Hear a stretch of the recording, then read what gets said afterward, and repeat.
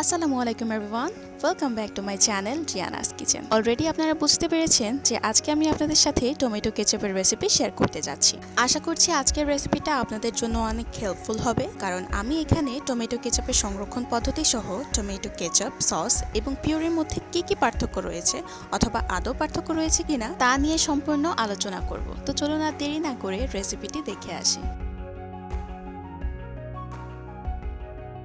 Tomato ketchup তৈরি করার জন্য আমি এখানে 4 কেজি পরিমাণ টমেটো নিয়েছি। কেচাপের জন্য সবসময় এমন লাল এবং পাকা টমেটো ইউজ করার চেষ্টা করবেন, এতে করে টমেটো সসের টেস্টটা অনেক ভালো আসবে এবং কালারটাও অনেক সুন্দর আসবে। কেচাপের জন্য কখনোই আধা পাকা টমেটো ইউজ করতে যাবেন না, এতে করে কালারটাও ভালো আসবে না আর টেস্টটাও অত ভালো আসবে না।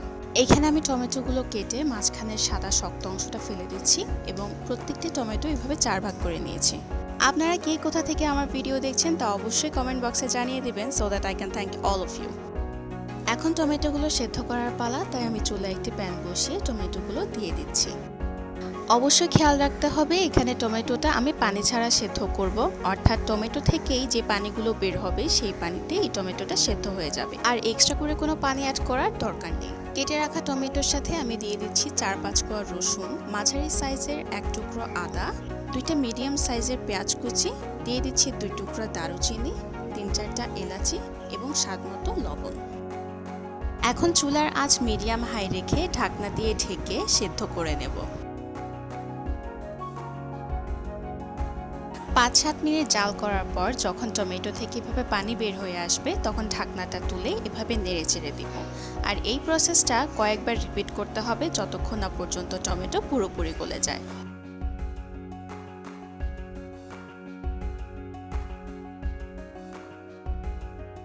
এই তো দেখা যাচ্ছে টমেটো পুরোপুরি গলে গেছে, আর এই টমেটোটা সেদ্ধ করতে আমার মোট 20 মিনিট সময় লেগেছে। দেখা যাচ্ছে টমেটো পুরোপুরি সেদ্ধ হয়ে গেছে। এখন ফ্যানের নিচে রেখে এগুলোকে সম্পূর্ণ ঠান্ডা করে নিব এবং ব্লেন্ডারে ব্লেন্ড করে নিব। টমেটোটা খুব ফাইনলি ব্লেন্ড করে নিয়েছি, দেখেই বোঝা যাচ্ছে খুব স্মুথ একটা পিউরি তৈরি হয়েছে। ব্লেন্ড করার পর যে স্মুথ পেস্টটা তৈরি হয়েছে, এটাই আমাদের টমেটো পিউরি। আপনি চাইলে এটা ডিপ ফ্রিজে সংরক্ষণ করে রাখতে পারেন, যখন আপনার টমেটো কেচাপ বা সস তৈরি করার ইচ্ছা হবে ফ্রিজ থেকে বের করে ইউজ করতে পারবেন। তবে যেহেতু টমেটোতে বিচি এবং এর ছিলকা রয়ে গেছে, তাই কোনো লাম্পস যেন না থাকে আমি ছাঁকনি দিয়ে ছেঁকে নিচ্ছি। আপনি চাইলে ছাঁকনি দিয়ে ছেঁকে একেবারে মিহি যে পেস্টটা হবে সেটাকে পিউরি হিসেবে সংরক্ষণ করে রাখতে পারেন। ছেঁকে নেওয়া হয়ে গেছে, আর এই তো আমাদের স্মুথ টমেটো পিউরি একেবারেই রেডি। এখন আমরা এই স্মুথ পিউরিটাকে টমেটো কেচাপ অথবা সস তৈরির ক্ষেত্রে ব্যবহার করব। কেচাপ তৈরি করার জন্য আমি চুলায় অলরেডি একটি প্যান বসিয়ে দিয়েছি এবং এতে আমাদের টমেটো পিউরিগুলো দিয়ে দিচ্ছি। এখন দিয়ে দিব 1 কাপ পরিমাণ চিনি। আপনার যদি টমেটো কেচাপে মিষ্টি বেশি পছন্দ হয় তবে আপনি এই ক্ষেত্রে 1.5 কাপ পর্যন্ত ইউজ করতে পারেন, তবে এর চেয়ে বেশি ইউজ করলে টেস্টটা নষ্ট হয়ে যাবে।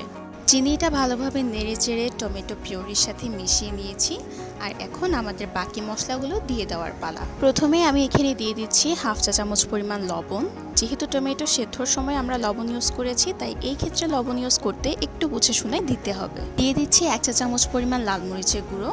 আপনার লাল মরিচের গুঁড়োটা যত বেশি লাল হবে, আপনার টমেটো কেচাপের কালারটাও তত লাল হবে। কেচাপ তৈরির পুরো সময় জুড়ে চুলার টেম্পারেচার থাকবে একেবারেই লো এবং অনবরত নেড়ে চেড়ে কেচাপটা রান্না করে নিতে হবে, না হলে প্যানে টমেটোর মিক্সচারটা লেগে যাবে। এখন আমরা চলে এসেছি মেইন টপিকে। টমেটো সস এবং টমেটো কেচাপে একটা বেসিক পার্থক্য আছে, সেটা হচ্ছে ভিনেগার। আপনি যদি ভিনেগার ইউজ না করেন সেটা হয়ে যাবে টমেটো সস, যেটা আপনি বেশি দিন পর্যন্ত সংরক্ষণ করতে পারবেন না। যদি আপনি ইনস্ট্যান্ট বানিয়ে খেয়ে ফেলতে চান তবে আপনি টমেটো সসটাই বানিয়ে নিতে পারেন। যদি আপনি এটা সংরক্ষণ করতে চান সেটা হয়ে যাবে টমেটো কেচাপ, এবং টমেটো কেচাপের জন্য আপনাকে অবশ্যই ভিনেগার ব্যবহার করতে হবে। এখানে আমি 4 কেজি টমেটোর জন্য 3/4 কাপ পরিমাণ ভিনেগার ইউজ করেছি। 5 থেকে 10 মিনিট রান্না করে নেওয়ার পর এখন আমি কনসিস্টেন্সিটা চেক করে নেব। যদি দেখা যায় কেচাপটা এভাবে গড়িয়ে পড়ে যাচ্ছে, তাহলে বোঝা যাবে এটা এখনো রেডি না। এই ক্ষেত্রে কেচাপটা আরও কিছুক্ষণ জাল করে ঘন করে নিতে হবে। এখন আমি ছোট একটা বাটিতে 2 টেবিল চামচ পরিমাণ পানি এবং 2 টেবিল চামচ কর্নফ্লাওয়ার মিক্স করে টমেটো কেচাপে দিয়ে দিচ্ছি। টমেটো কেচাপ তৈরি করার সময় অবশ্যই আপনাকে কর্নফ্লাওয়ারের মিক্সচারটা ব্যবহার করতে হবে। এতে করে আপনি যদি টমেটো কেচাপটা ফ্রিজে সংরক্ষণ করেন, উপরে কোনো এক্সট্রা পানির লেয়ার জমা হবে না এবং কেচাপের কনসিস্টেন্সিটাও ঠিক থাকবে। কর্নফ্লাওয়ারের মিক্সচার দেওয়ার পর আরও 4-5 মিনিট রান্না করে নিয়েছি। এখন আমি আবারও কনসিস্টেন্সিটা চেক করে নিব। দেখা যাচ্ছে কেচাপটা কিন্তু আগের মতো গড়িয়ে পড়ছে না, অর্থাৎ এর ঘনত্বটা একেবারেই পারফেক্ট। আর কেচাপটা ঠান্ডা হয়ে গেলে কিন্তু এর ঘনত্বটা আরও বেড়ে যাবে। পুরোপুরি ঠান্ডা করে নেওয়ার পর আমি একটি এয়ারটাইট কন্টেইনারে এভাবে কেচাপটা রেখে দিয়েছি এবং এটা ডিপ ফ্রিজে সংরক্ষণ করতে পারবেন প্রায় 1 বছরের মতো এবং নর্মাল ফ্রিজে রাখতে পারবেন প্রায় 6 মাসের মতো। তবে আপনি চাইলে এটা রুম টেম্পারেচারও সংরক্ষণ করতে পারেন, সেই ক্ষেত্রে 1 মাসের বেশি সংরক্ষণ করা যাবে না। রেসিপিটি কেমন লেগেছে সেটা অবশ্যই কমেন্ট বক্সে জানিয়ে দেবেন, আর যদি ভালো লেগে থাকে তাহলে লাইক বাটনটি প্রেস করবেন। আর আমার রেসিপিগুলো যদি আপনার কাছে ইউজফুল মনে হয় তাহলে আপনার ফ্রেন্ডস অ্যান্ড ফ্যামিলির সাথে শেয়ার করবেন। And don't forget to subscribe to my channel. দেখা হচ্ছে ইনশাআল্লাহ নেক্সট ভিডিওতে। Till then stay happy, healthy and connected to my channel. আল্লাহ হাফেজ।